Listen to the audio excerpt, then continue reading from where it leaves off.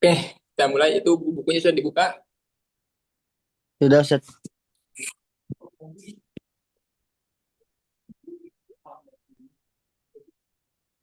Ya, apa namanya? Sebentar aja yang penting setiap hari. Kemarin sama Ustadz Kipti, Sorop udah berjalan. Udah jalan Ustaz. Hmm.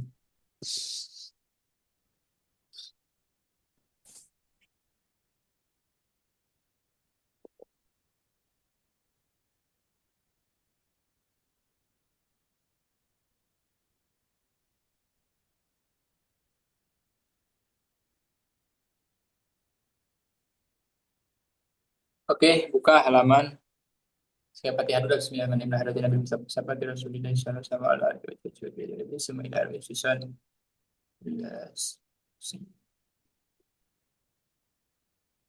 Al-Fatihah. Alhamdulillah.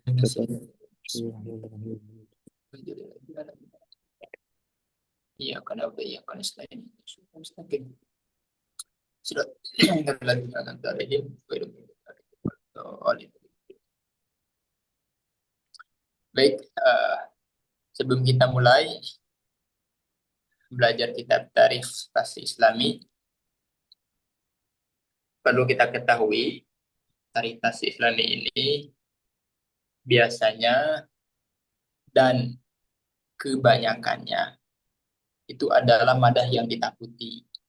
Karena ini madah penentuan biasanya. Kalau Tarikh Pasti itu nilainya eh, bagus, biasanya yang lain bagus.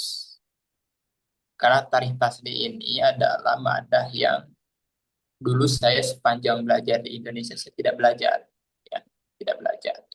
Makanya banyak vocabulary itu mufrodat yang kita tidak tahu, memerlukan eh, kamus, memerlukan searching dengan istilah-istilah muasirohnya, kemudian pembahasan yang memang dulu saya tidak pernah belajar. Karena itu memang di setiap jurusan itu ada, sebenarnya ada ya. Cuman mereka bahasnya beda lagi ya, beda lagi. Saya kalau di S2 itu namanya tarikh usul fikih. Di sini tarikh tasri ya kan. Tarikh tasri, tarikh usul fikih. Nah, kenapa ini adalah madah yang paling menjadikan penentuan? Karena kalau kalau ini yang sulit, kalau yang sulit antum bisa lulus, biasanya yang mudah itu akan lulus ya.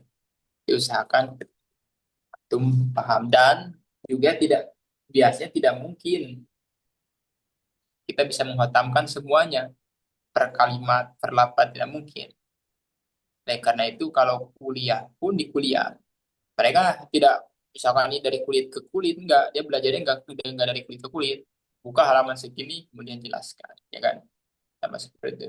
Jadi ini madah yang perlu kefokusan antum ya untuk memahaminya. Baik, apa sih penjelasan secara umum kitab Tarikh Tasri Islami Isin? Jadi kitab atau madah Tarikh Tasri Islami ini menjelaskan tentang peran perkembangan perkembangan ilmu fikih atau ilmu usul fikih atau secara umum itu ilmu syariat. Jadi perkembangan daripada zaman Nabi kepada para sahabat, kepada tabi'in sampai kepada kita itu bagaimana sih perkembangannya sampai menyimpulkan wal jamaah secara secara umum itu sumbernya kan empat, yaitu Quran, hadis, ijma, kemudian kias. Itu bagaimana fase perkembangan itu berlaku, ya kan? Setelah itu sumber yang tadi yang empat itu kenapa menjadikan sebuah pijakan, sebuah referensi umat terhadap empat sumber itu sehingga kalau agama Islam manapun kalau tidak bersumber pengambilan hukumnya dari empat, maka mereka keluar daripada eh, Islam secara umum ya, secara umum keluar daripada Islam.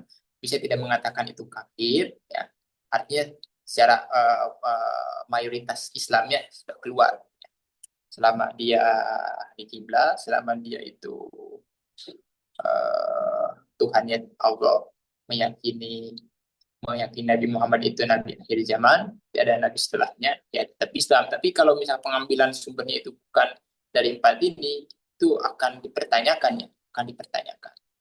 Kemudian tumbuhnya madhab-madhab itu dari mana? Tumbuhnya madhab-madhab yang menjadikan sebuah disiplin ilmu yang antum perlu ketahui. Terlebih di zaman modern ini orang sering membandingkan, buat apa kita bermadhab? Itu kan harus kembali kepada Quran dan Sunnah. Syafi'i, Hanafi itu lebih mulia mana kalau dibandingkan dengan Quran dan Sunnah? Ini kan sebuah klaim yang seolah-olah benar, padahal ini sesat. Klaim ini klaim yang tidak mewakili sejarah pada realitasnya. Jadi artinya tarikh tasri Islam ini itu adalah pembahasan tentang sejarah berkembangnya umat Islam dari segi pengambilan sumber referensi sebuah hukum masalah untuk menjalankan kemaslahatan dan menjauhi kemafsadatan di dunia ini yang kita jalani, dan perkembangan madhab yang sekarang ada, terkenal dan diakui, dan madhab mana yang tidak boleh kita ambil ya. Itu secara umumnya tarikh tasdi itu menjelaskan hal seperti itu. Oke, coba kita buka Ustadz Yusril, Ustadz Rofib, halaman ke Iftahil Safha al-Khamsah. Sini ada al-faslul awal mafhum syariat wal fiqh wa ma yata'allaqu bi bayani dzalika min masail. Ada? Ada Ada ya? Ustaz. Ada Ustaz, ada Ustaz. Oke. Antum tuh bangun tidur atau belum tidur? Kedua-duanya. Ana belum tidur Ustaz. Tapi saya disir bangun tidur ya. Anak bangun tidur. Bangun tidur. Oke, nggak apa-apa. Ini pemuda itu, pelajar itu jangan tidur awal, bangun akhir, jangan gitu. Kalau kalau mau tidur awal, bangun awal juga kan. Tidur jam 8, bangun jam 10, oke lah. Jangan tidur jam 8, bangun jam 5 itu. Bencong saja belum keluar itu jam 12 itu. Betul Ustaz, betul. Ya, Bencong belum keluar Ustaz. bencong belum keluar nih masa. Saya dibiasakan kalau tidur, sekarang ya di sini saya tidur itu setelah Isya jam jam 7 atau jam 8, bangun tuh jam 11. Kemudian tidak tidur sampai pagi belajar. Sama Ustaz. Oke, buka halaman kelima. Menjelaskan mafhum syariat wal fiqhi wa ma yata'allaqu bi bayani dari kami masail. Itu menjelaskan tentang apa pengertian syariat dan pengertian fikih, dan apa yang berkaitan dengan penjelasan hal itu dari berbagai masalah. Oke. Apa itu syariat, apa itu fikih, dan apa-apa yang berkaitan dengannya. Karena kitab yang kita baca, yang kita lihat dan yang kita pegang ini adalah judulnya Tarikh Tasri, ya kan, Islami, maka biasanya metode atau manhaj Azhar itu selalu sebelum memulai mengkaji itu dia memecahkan dulu definisi dari apa yang kita kaji. Di sini di halaman ke-6-nya at-ta'rif bitarikh tasri. Definisi tarikh tasri. Apa definisi daripada tarikh tasri? Kitab yang kita baca ini. Kalimat tarikh asluha tarikh bilhamji masdar ar-roho summa hudifat al-hamzatu takhfifan wa tutlaku tarihu ala ta'yini waqti hudusisai. Ya. Di kalimat tarikh ini asal katanya daripada tarikh masdar ya. Masdar daripada ar-roho. Masdar daripada ar-roho. Sebagaimana ulama Bisriyin dan ulama Kufah itu kan berbeda pendapat tentang asal muasal kalimat itu, apakah dari fiil atau dari masdar ya. Yang pertama itu dorban atau doroba. Mana yang pertama muncul sebuah kalimat itu, sumber kalimat itu apakah dari masdar yaitu dorban atau doroba. Maka ulama Bisriyin mengatakan asal kalimat itu adalah masdar. Kalau ulama Kufah mengatakan asal kalimat itu adalah fiil ya.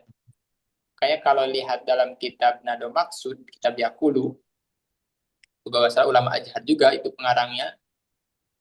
Dia dalam wadoknya peletakannya masdar yang dijadikan kata yang utama daripada fiil.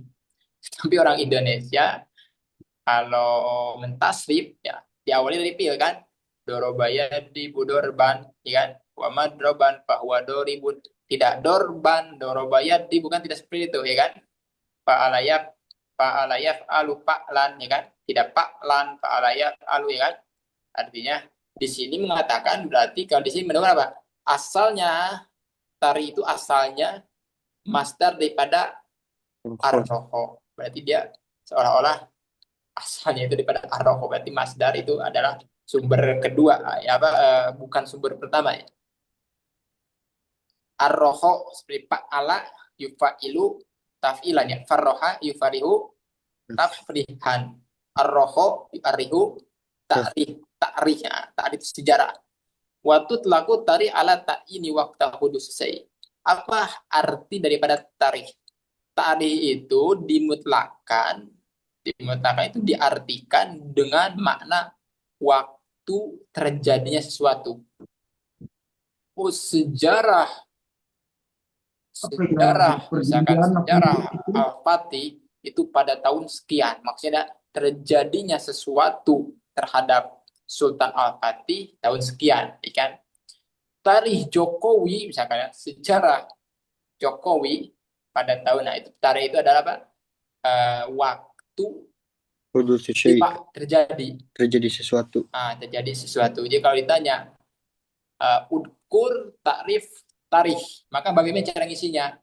At-tarikh asluha tarikh bil hamdi masdar ar-roho. Waktu laku tarikh bimakna apa? Waktu hudusi say, itu cara menjawabnya. Kama tutlaku aidon ala nafsil wakti alladhi yahdusu bihi say kadzalika tustamalu fi ma yasmul waktu wa ma ya'rudu li sayyi min ahwa. Sebagaimana tarikh juga dimutakan terhadap waktu itu sendiri yang akan terjadi di waktu itu tersebut, seperti digunakan di dalamnya mencakup waktu wa ma ya'rudu li sayyi min ahwa, dan sifat-sifat yang akan terjadi dari berbagai kondisi.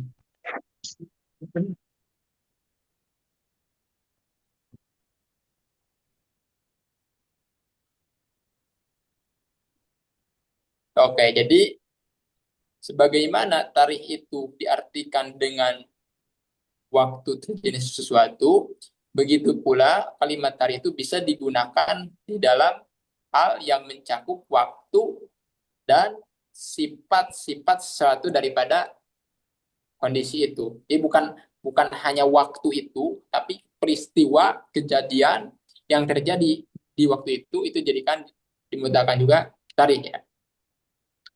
Wa ma kalimatu tasri bahwa masdar sarro'a. Ro-nya ada ini, ada apa? Ada tasdid.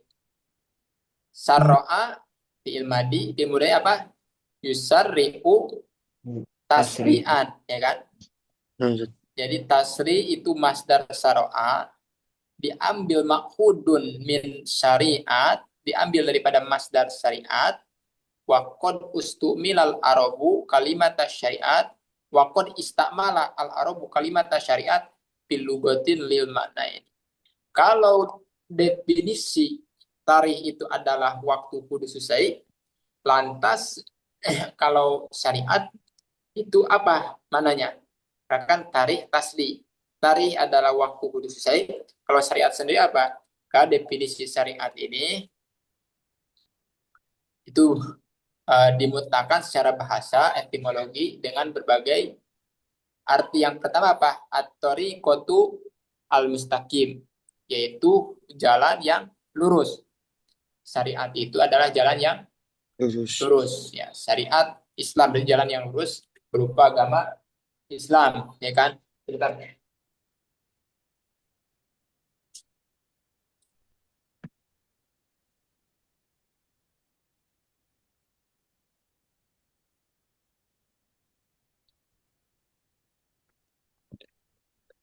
Kemudian setelah itu wa fi hadal mana ja qaulu ta'ala summa ja'alna ka ala syariatin minal amri. Nah, dalilnya mana? Ya dari dalam Al-Qur'an. Ya, Al-Qur'an mengatakan summa ja'alna ka ala syariatin minal Minal. amri. Kemudian kami jadikan kepadamu ala syariatin di atas jalan yang lurus. Ya, di atas jalan yang lurus. Jadi syariat itu kalau ditanya, mana syariat misalkan, maka jawabannya as-syariat tutlaku ala apa? At-tariqatul mustaqimah. Kemudian yang kedua al-mauridul jari alladhi yuksadu bisarbi. Sebentar ya.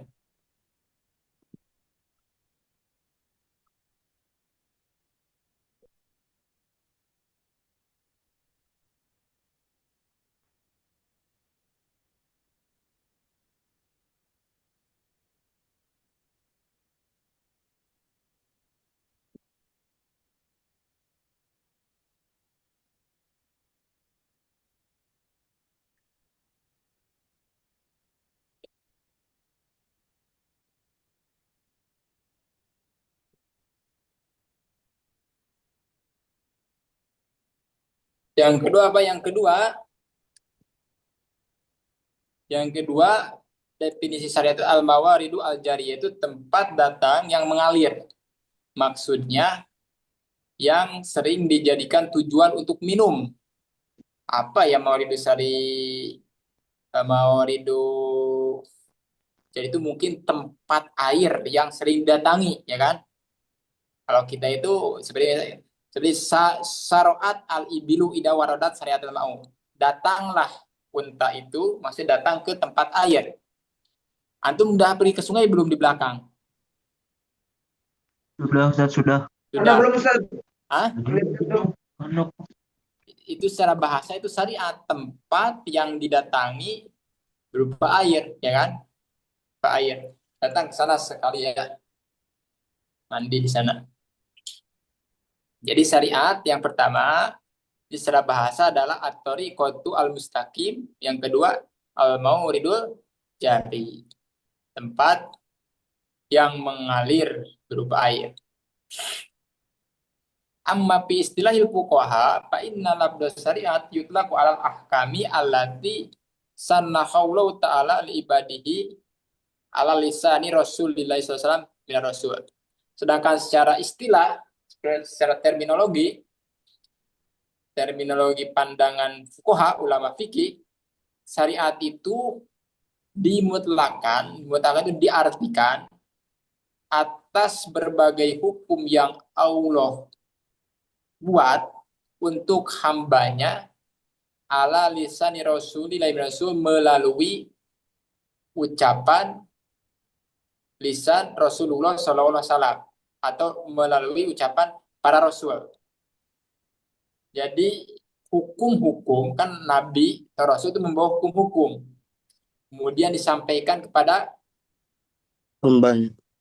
hambanya, kepada umatnya.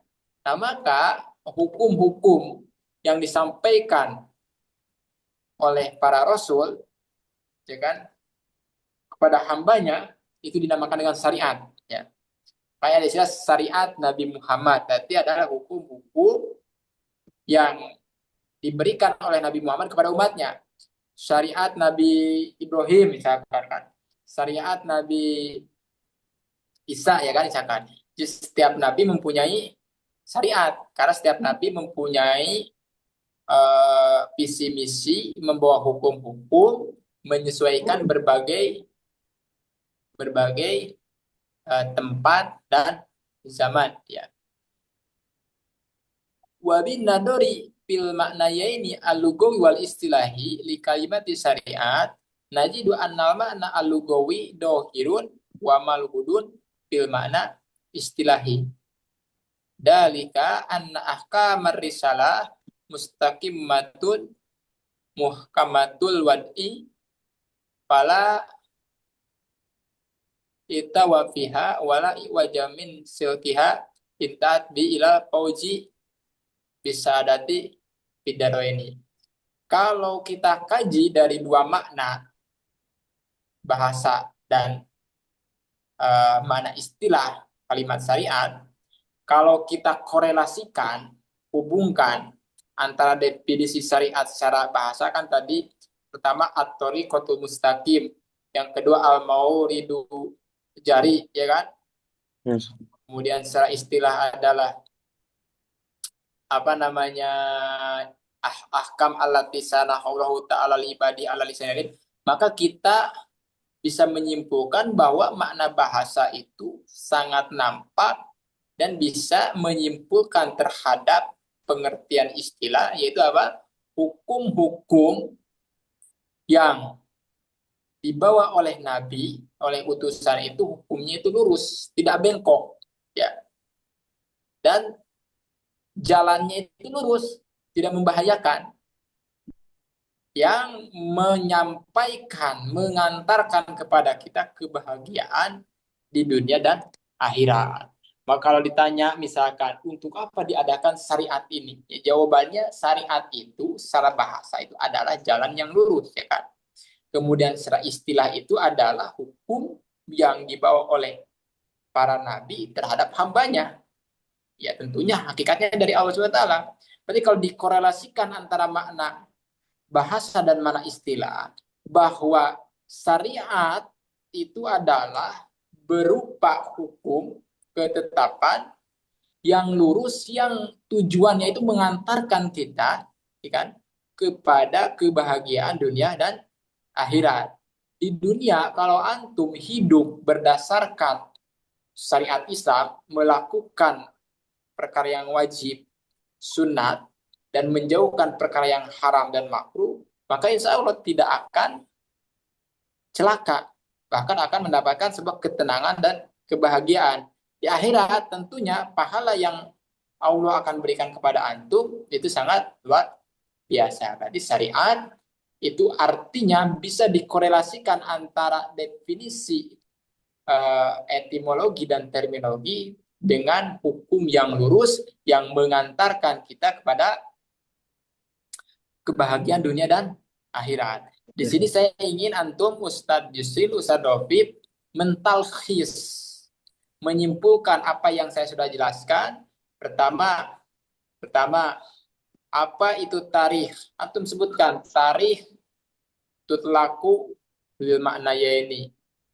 Kemudian apa itu syariat? Lugatan was tilahan. Karena kalau ini dijadikan soal fil imtihan, satakunu as-soal ma atau udkur at-ta'rif tarikh wa tasri lugatan wastilahan. Wa antum labuda alaikum an tujibuna bil ijabati sahihah. Kaif yani uktub uktub at-tarikh asluha masdar min ar-roho, ya kan? Masdar min ar-roho. Wa tutlaqul limakna apa? Tutlaqul limakna waktu hudusu sai, ya kan? Al waktu hudusu sai, waktu terjadinya sesuatu, ya kan? Tarikh, ya kan? Kemudian wasariat lugotan tutlaqu ala maknanya ini al awalu ya al awalu ya at-tariqatu al mustaqimah asani al mauridu al Jari wastilahan ya ahkamun allati sanahaulahu li ibadihi min lisani rusuli min rasul. Itu saja. Insyaallah itu mumtaz. Ya kan? Paham ya? Itu harus bisa. Nah, itu talisan itu seperti itu. Kemudian siapa yang minta Ustaz boleh talisan ya? Talisan akan sulit untuk mencari talisan kalau antum tidak membaca semuanya. Ya kan? Oke. Jadi itu apa namanya? Cara mentalis itu seperti itu. Cara mentalis itu seperti itu. Ya lanjut.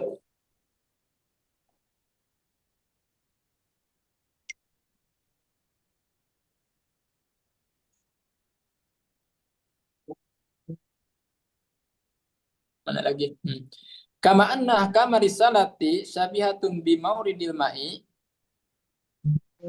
al jari min jihati anna sabilun ila ihya'in nufus wa goda'il ukul kama anna mauridil ma'i sabilun ila ihya'in nufus wa goda'il ukul wal abdan. Kemudian apa korelasi daripada kalimat syariat secara etimologi dan terminologi? Tadi kan secara bahasa syariat itu adalah secara bahasa apa? Tempat mengalirnya air yang sering didatangi oleh unta, ya kan? Jadi unta atau manusia yang ingin minum untuk memenuhi keperluan kehidupannya, ya kan? Maka datanglah kepada syariat. Syariat apa? Mauridul jari, tempat didatangi berupa air, ya kan? Maka syariatnya seperti itu. Kalau secara bahasa, syariat itu adalah tempat untuk minum sebagai kelangsungan hidup, karena air itu adalah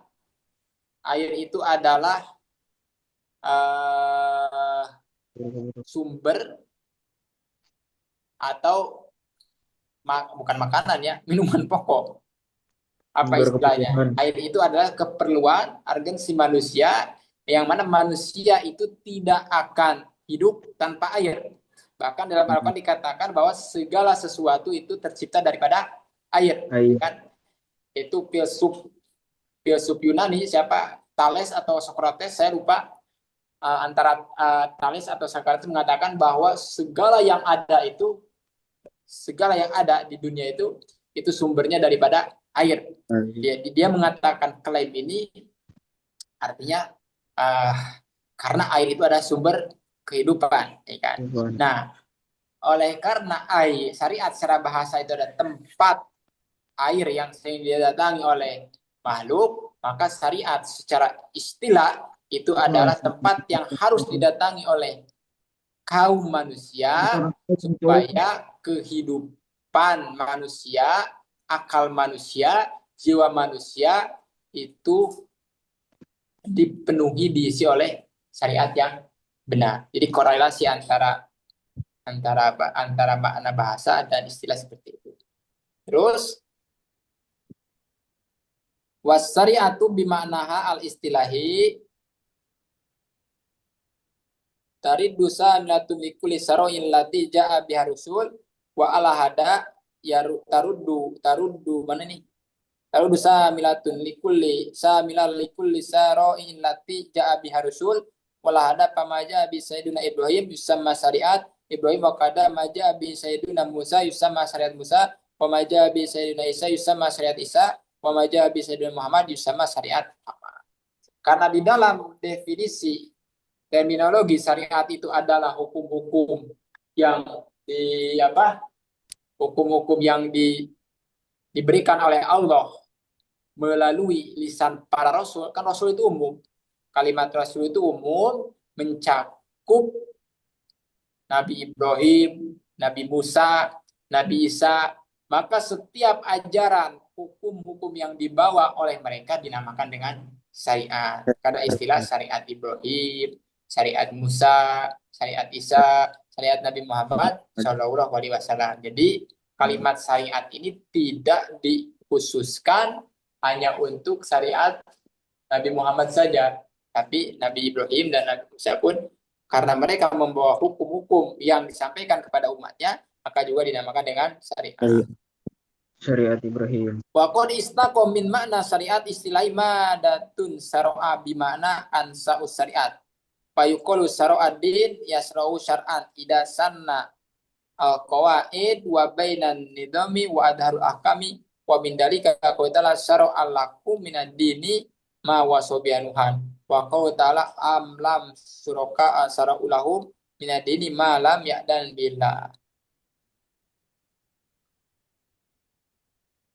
Kemudian lafaz syariat juga itu satu akar kata atau madahnya daripada syara'a, itu bisa juga artinya adalah tumbuhnya syariat.